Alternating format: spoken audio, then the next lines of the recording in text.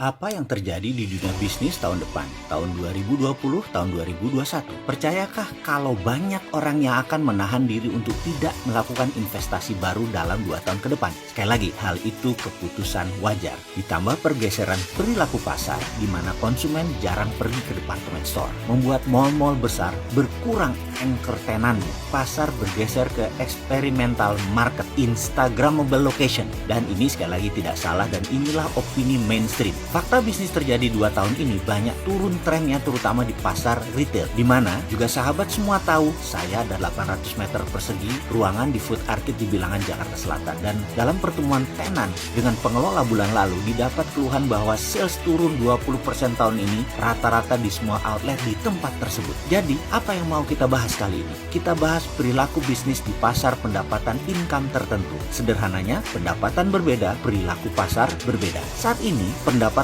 per kapita GDP Indonesia adalah $3.800. Dari 2014 kemarin adalah $3.500.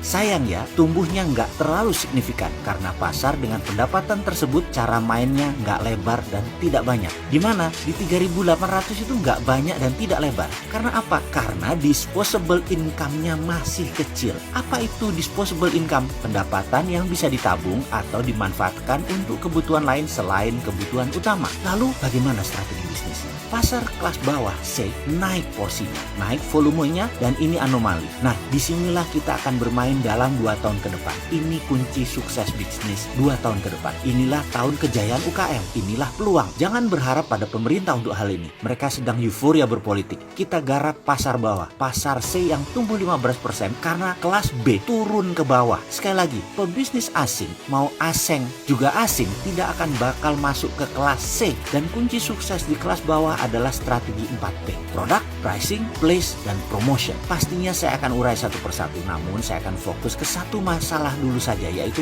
pricing. Pricing adalah strategi psikologi. Dan ini insya Allah boleh dikatakan saya bisa deh dalam tanda petik. Jadi kita bahas mengenai strategi harga di pasar C.